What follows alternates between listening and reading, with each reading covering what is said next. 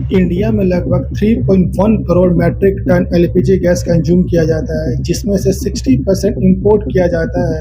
और अनफॉर्चुनेट बात यह है कि इस 60% में से 90% गैस एक सिंगल पैसेज से इंपोर्ट किया जाता है, ईरान और ओमान के बीच मौजूद। ये एलपीजी गैस की शॉर्टेज तब से शुरू हुई जब डोनाल्ड ट्रंप ने ईरान में वॉर शुरू की। ईरान ने जवाब में स्ट्रेट ऑफ हॉर्मुज को बंद कर दिया और इंडिया की आधे से ज़्यादा एलपीजी सप्लाई बंद हो गई। सरकार इस क्राइसिस को छिपाए रखने की पूरी कोशिश कर रही है, लेकिन सच तो ये है कि नोटबंदी और कोरोना के बाद जनता को अब तीसरी बार लाइन में खड़े रहना पड़ रहा है। हर जगह जैसे यूपी, दिल्ली, वेस्ट बंगाल, बिहार से सैकड़ों वीडियो वायरल हुई है, जिसमें ये देखा जा सकता है लोग घंटों लाइनों में खड़े हुए ताकि उनको सिर्फ एक सिलेंडर मिल जाए। मध्य प्रदेश और गुड़गांव में तो ऑनलाइन बुकिंग सिस्टम ही क्रैश हो गई है। व्हाट्सएप पर बुकिंग कैंसिल हो रही है। इसकी वजह से लोगों को फिजिकली ही गैस एजेंसी के पास जाना पड़ रहा है, जिससे लाइन और बढ़ती जा रही है। 75 साल के मुख्तार अंसारी तो लाइन में खड़े खड़े ही गिर गए और हॉस्पिटल ले जाते जाते उनकी जान चली गई, सिर्फ एक सिलेंडर की वजह से। होटल और रेस्टोरेंट की हालत और भी ज़्यादा खराब हो गई है। बेंगलोर और मुंबई में 20 से 30% रेस्टोरेंट बंद हो गए हैं। स्विगी और जोमेटो जैसे फूड प्लेटफॉर्म पर ऑर्डर 50 से 60% नीचे गिर गई है। लोगों में इतना पैनिक है कि वे ब्लैक में सिलेंडर खरीद रहे हैं। नॉर्मली जो सिलेंडर 900 रुपये का है, वो दिल्ली में 2000 से 2200 के रेट में बेचे जा रहे हैं। कॉमर्शियल सिलेंडर तो 3000 से 400 रुपये में, और बेंगलोर जैसे शहरों में तो कॉमर्शियल सिलेंडर 5000 रुपये तक के प्राइस में बेचे जा रहे हैं।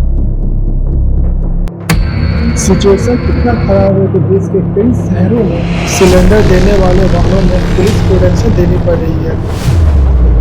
12 मार्च को पेट्रोलियम मिनिस्टर हरदीप सिंह पुरी ने लोकसभा में कहा कि पेट्रोलियम और एलपीजी सप्लाई देश में फुली प्रोटेक्टेड है। और दूसरी तरफ देश के प्राइम मिनिस्टर मोदी जी ने भी कहा कि जो लोग शॉर्टेज का डर फैला रहे हैं, वे लोग देश का बहुत नुकसान कर रहे हैं।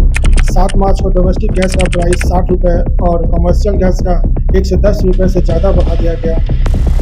अगर देश में शॉर्टेज नहीं है तो पेट्रोलियम के दाम को बढ़ा ही क्यों गया। इजराइल और यूएसए ने साफ कर दिया था कि वे लोग ईरान पर हमला करने जा रहे हैं, जिसके रिस्पॉन्स में ईरान स्ट्रेट ऑफ हॉर्मुज को बंद कर देगा, जिसके बाद पेट्रोलियम और गैस सप्लाई पूरे देश में ठप पड़ जाएगी, जिसके कारण देश के लोगों को कुछ इस तरह लाइनों में खड़ा रहना पड़ जाएगा। देश में 33 करोड़ लोगों के घर का गैस इस 33 किलोमीटर स्ट्रेट ऑफ हॉर्मुज पर डिपेंडेंट है। देश में इंपोर्ट एलपीजी गैस डाइवर्सिफाइड करने की जरूरत थी। देश में स्ट्रेटेजिक रिजर्व बनाने की जरूरत थी। सबसे डरावनी बात तो दोस्तों ये है कि इंडिया के पास कोई स्ट्रेटेजिक रिजर्व है ही नहीं। बेंगलोर और विशाखापट्टनम में कुछ अंडरग्राउंड कैब्स है, वो भी स्टॉक पाइलिंग के लिए नहीं बल्कि बस फ्लो बनाए रखने के लिए है।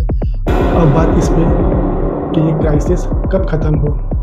सिनेरियो नंबर 1, सीज़फायर बातचीत चल रही है और ईरान कह रहा है रिपरेशन चाहिए, फ्यूचर अटैक के खिलाफ गारंटी चाहिए कि फिर से कोई अटैक नहीं होगा। ट्रंप भी कह रहे हैं वॉर जल्दी खत्म हो जाए, लेकिन प्रॉब्लम यह है कि ईरान के नए सुप्रीम लीडर मुस्तफा कामली ने भी कहा है कि जब तक मिडिल ईस्ट से यूएस मिलिट्री बेस नहीं हट जाते, स्ट्रेट ऑफ हॉर्मुज ओपन नहीं होगा। सिनेरियो नंबर 2, अल्टरनेटिव सप्लाई काम करते रहे। इंडिया ने यूएस, रशिया, कनाडा और नॉर्वे से इमरजेंसी सप्लाई शुरू की है।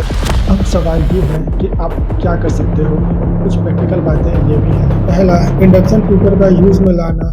अगर आपके यहाँ रिलायबल इलेक्ट्रिसिटी है तो आप इंडक्शन का यूज़ कर सकते हैं। एक अच्छा इंडक्शन 2 से 3 हज़ार में आसानी से मिल जाता है। अमेज़न पर इंडक्शन की बिक्री 30 से 40% बढ़ गई है। एक आंकड़े से पता चला है कि गाँव में लोग फिर से मिट्टी के चूल्हे पर आ गए हैं, और वो औरत जो बड़ी मुश्किल से मिट्टी के चूल्हे से बाहर निकली थी, जिसके घर पहली बार गैस सिलेंडर आया था, जिसने सोचा था कि उनके बच्चों को फिर से लकड़ी का धुआं खाना नहीं पड़ेगा, वो औरत आज फिर से मिट्टी के चूल्हे पर खाना बनाने को मजबूर हो गई है। यही औरतें इस वक्त इस क्राइसिस की सबसे बड़ी कीमत चुका रही हैं।